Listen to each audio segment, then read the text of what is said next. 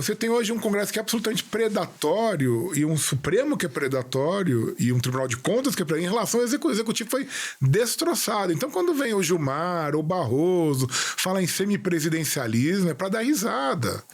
Porque não tem, não vai, mesmo com um sistema que... Você dá risada de mim que eu me juntei com o Gilmar nessa também. Mas vou dar risada.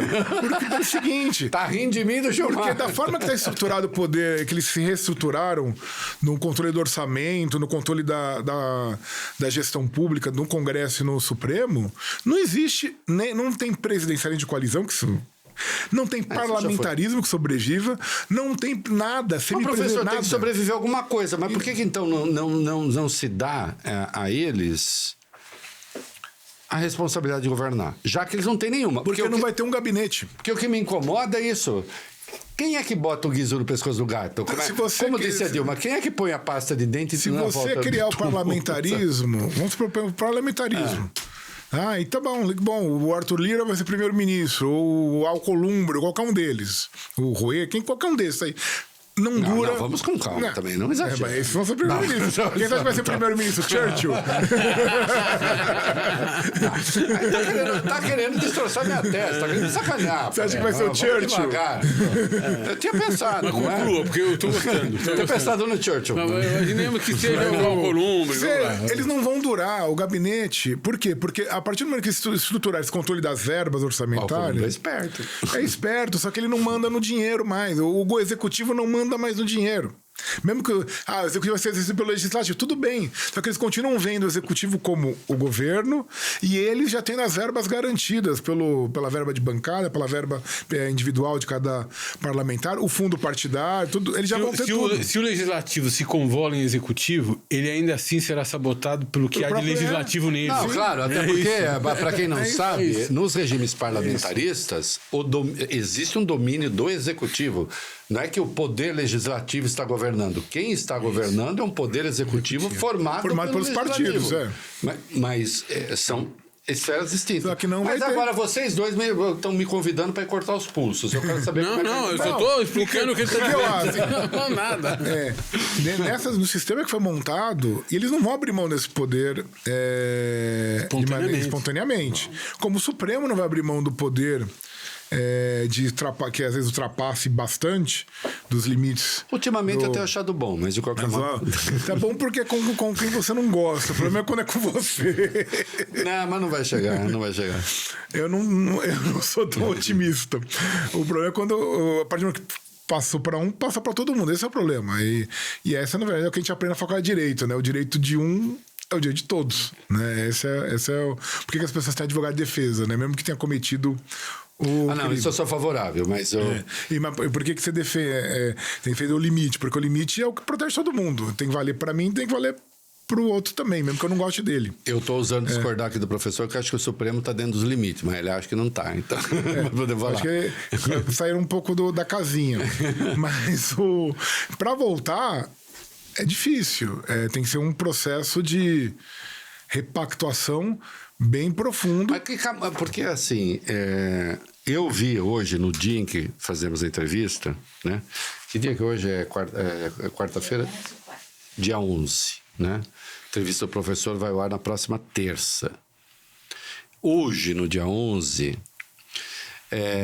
o Haddad foi para a Câmara tentar explicar ali coisas meio básicas. E foi uma baixaria daquela tropa de choque circense que existe na Câmara. E depois aí veio a turma séria, aí veio a ala sênior. Então a turma petistiu ali, fez o barulho, xingou, fez o diabo, e depois veio a turma mais séria, que reproduz uma palestra do Ciro Nogueira, com todas as vênias, neto de Mário Faustino, sobrinho neto de Mário Faustino, poeta, quem diria?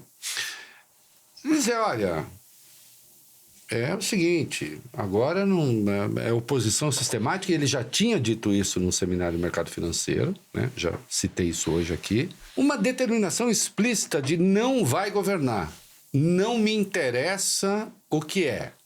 Você pode falar, não, mas isso ainda é bolsonarismo, não é nada, Ciro Nogueira já foi lulista. Hoje ele é bolsonarista. E amanhã é o que ele quiser. E amanhã é o que ele quiser. Amanhã é o que Deus determinar ali no negócio deles ali. Eu realmente não sei a resposta e também, né? Ninguém mandou você falar que ele é tão bom e eu acho maravilhoso. Tanto é que terminou, eu falei assim, temos de levar o cara. É o craque. Como é que a gente sai desse negócio? A gente vai ter que... o país está numa fase, a gente está indo por uma crise institucional. A gente já está numa crise institucional, mas a gente vai gravar, porque a crise está afetando já o dia a dia das pessoas. O judiciário está fora da casinha, o legislativo está fora da casinha, o executivo não consegue fazer nada, o Tribunal de Contas está fora da casinha, o Ministério Público, bom, sempre teve fora da casinha. Enfim, você tem uma série de choques aí entre os vários núcleos de poder, em que está cada um, assim, aquela história, farinha é pouca, meu pirão primeiro. E o país está indo para o buraco. O país está indo para o buraco. A Petrobras é um exemplo. A Petrobras ela é devastada nessas brigas, porque você não consegue dar uma linha para a empresa, você não consegue tirar a empresa desse conflito entre público e privado, porque aí fica não, porque eu tenho que privatizar, não tem que privatizar, não, porque na verdade não quero, eu quero dividendo, eu quero royalty, eu quero isso, eu quero aquilo. E ficar todo mundo brigando pelo butim sem discutir o essencial da coisa, né? O caso do petróleo é emblemático. Não sei se vocês vão lembrar, ainda no fim do Bolsonaro, teve uma questão que era a cessão onerosa. Isso. Que foi a maior briga entre os estados e a União. Isso. Porque os estados já queriam o butim. Eles já queriam um pedaço sem saber se tinha. E depois se deram mal, porque no final foi a própria Petrobras que teve que assumir e não pagou o que eles estavam esperando. A história da margem equatorial é a mesma coisa. Por que o Alcolumbre está tão empolgado? Porque ele tá vendo o Amapá ganhar os royalties, porque o Rio de Janeiro ou o Espírito Santo ganham por causa da exploração de petróleo. Ele não está pensando se isso vai ser bom, se isso vai ser mal, se a exploração de petróleo é boa, é conveniente, é bom para o meio ambiente ou não é, enfim, qual que é o que está por trás. Ele simplesmente está preocupado com o butim. É isso. Hoje, o Brasil, as pessoas estão preocupadas com o butim. Então, os militares preocupados com o butim, o legislativo com o butim, o judiciário com o butim, o Ministério Público com o butim. Hoje a gente trabalha... As pessoas trabalham, pagam imposto para sustentar o butim. E não tem o retorno nas políticas. É a saúde sendo desmontada, eles vão tirar o dinheiro da onde? Eles querem tirar o piso da saúde, da educação, querem desvincular o salário mínimo da Previdência. O dia que fizerem isso, vão jogar milhões na miséria no dia seguinte, sem dó nem piedade. Né? São todas medidas anti-povo, anti o mínimo de garantias que as pessoas têm. E parece que ninguém está percebendo um pouco isso. Aí, onde isso vai terminar? Onde isso para?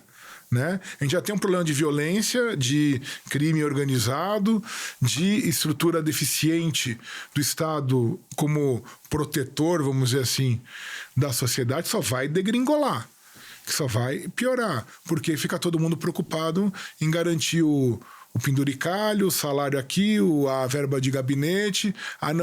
Vão ficar fazer reforma administrativa em cima da estabilidade do funcionário público. Então a culpa do déficit no Brasil é o coitado do Barnabé que ganha 5 mil reais por mês.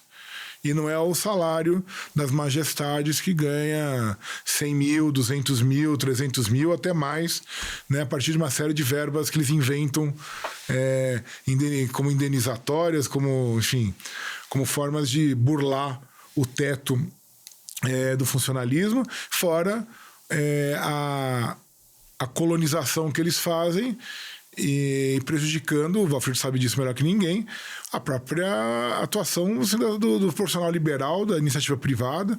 Né? A gente sabe muito bem que a advocacia no Brasil hoje é complicada, porque tem uma série de interferências do próprio Poder Judiciário, inclusive que em relação ao problema de parentes, enfim, a gente sabe todas essas questões, como fica complicado atuar.